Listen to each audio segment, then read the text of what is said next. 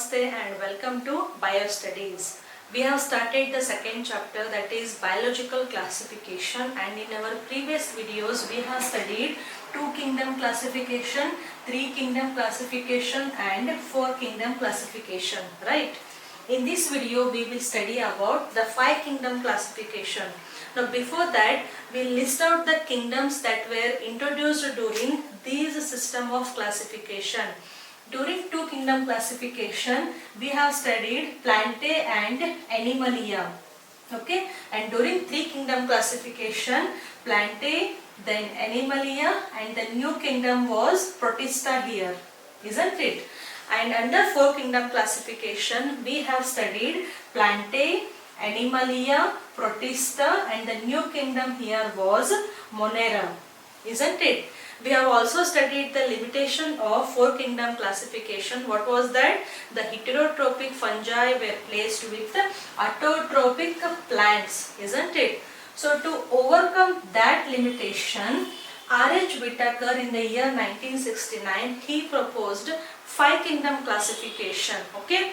Now we will study all those 5 kingdoms according to R.H. Whitaker.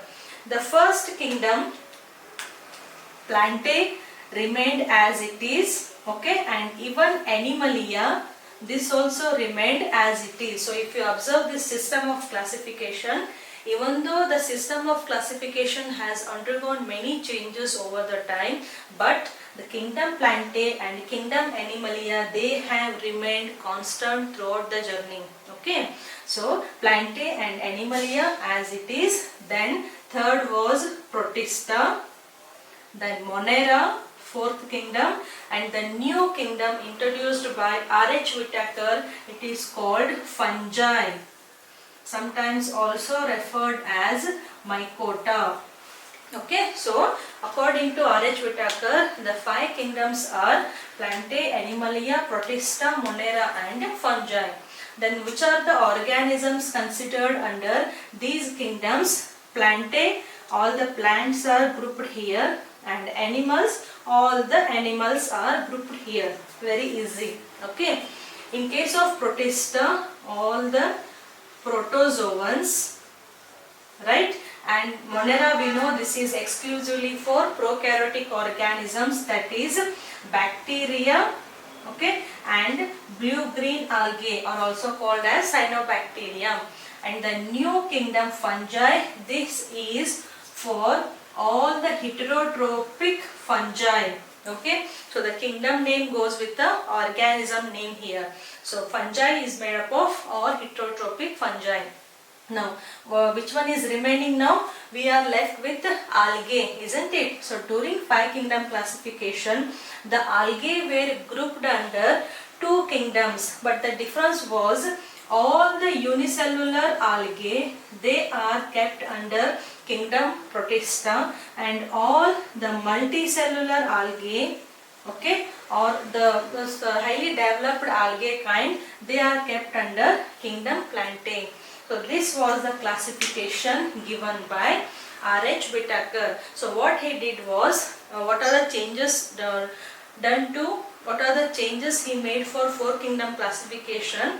The heterotrophic fungi were separated from autotrophic plants, and a separate kingdom was made for those heterotrophic fungi, and the name of the kingdom is fungi itself. So these are the 5 kingdoms introduced by R.H. Whitaker.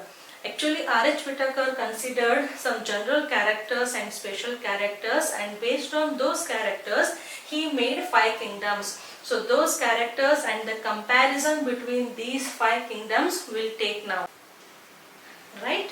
Now here I have taken the 5 kingdoms names: Monera, Protista, fungi, Plantae and Animalia, and these are the characters based on which R.H. Whitaker tried to classify the organisms as 5 kingdoms. Which are those characters? Cell type, nuclear membrane, body organization, cell wall and nutrition. So we will take all these characters with respect to these 5 kingdoms. Okay. The first one is cell type. So in case of kingdom Monera, what is the cell type? These are the prokaryotic organisms, right? Because the bacteria and cyanobacteria, they are having prokaryotic type of cell. So monerans are prokaryotic organisms. Then protista, these are eukaryotic organisms. Fungi are also eukaryotic. Plantae, eukaryotic, and Animalia is also eukaryotic. So the first type, that is the cell type, first character.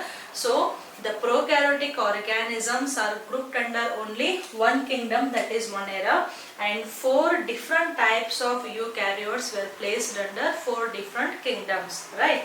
Second one, nuclear membrane. See, this point is related to the first character itself. So when the cell is a prokaryote, what you can expect with respect to the nuclear membrane? Here the nuclear membrane is absent, isn't it? Because in case of prokaryotic organism, the genetic material is always floating in the cytoplasm.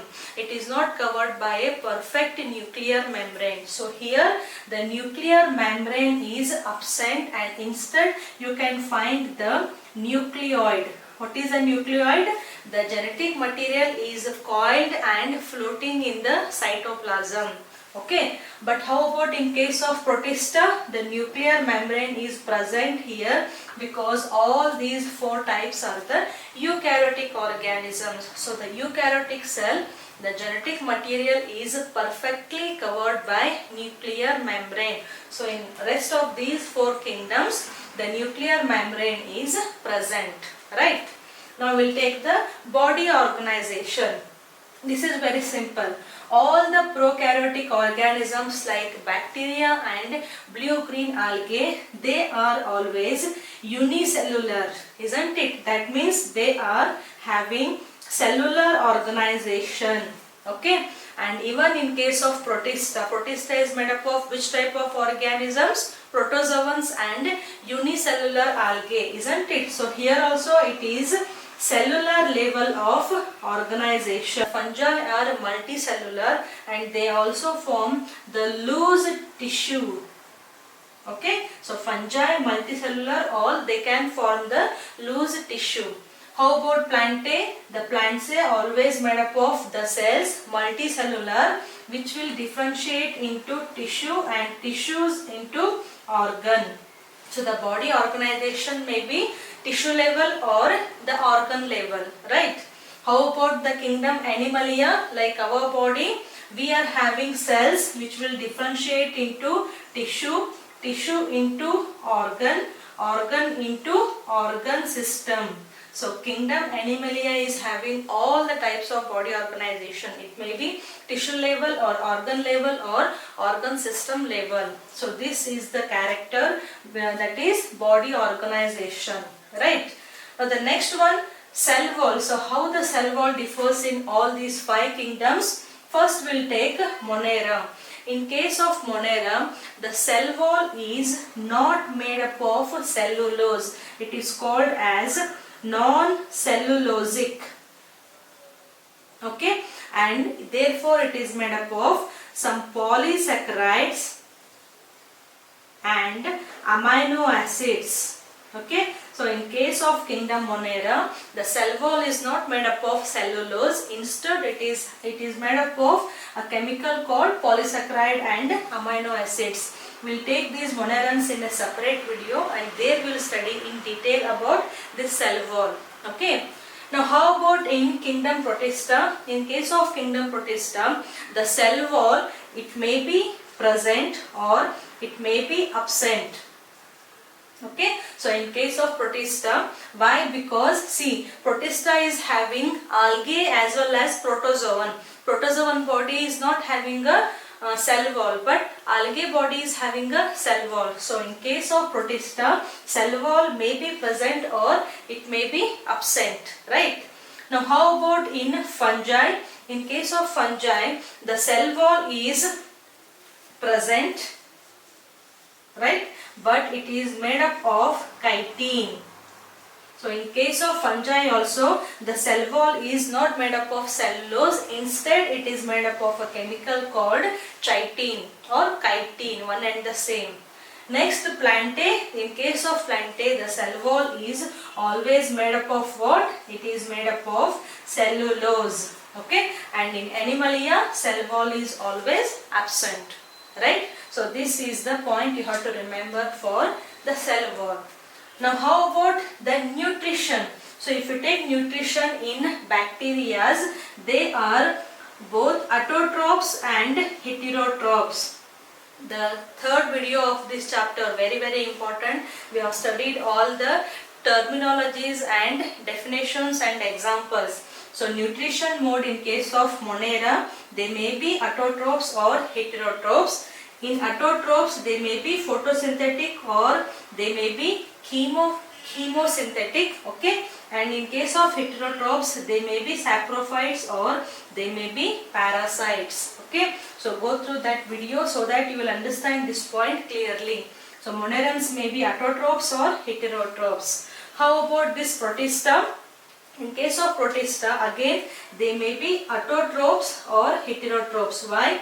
See, algae are the autotrophs, but protozoans, these are the heterotrophs. So both the mode of nutrition is present in case of kingdom Protista.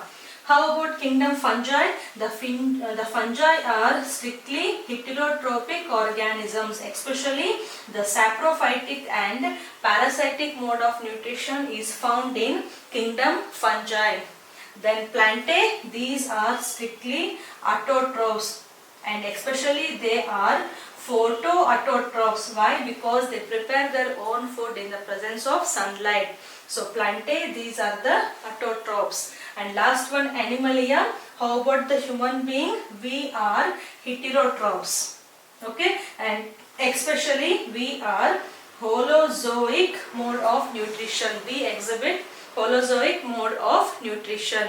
So these are the main differences between the 5 kingdoms with respect to these characters. So R.H. Whitaker considered these characters, and based on these criteria, he classified the organisms into 5 kingdoms. Okay, and one more point here, R.H. Whitaker also considered the phylogenetic relationship, that is the evolutionary relationship between these 5 kingdoms, and it is believed that monerans are the primitive organisms to origin on earth, and from these monerans Protista have arrived, and from these Protista, unicellular Protista, the fungi and Plantae and Animalia have taken place. Okay, so this is all about 5 kingdom classification. We'll meet again in the next video with a new topic. Thank you for watching.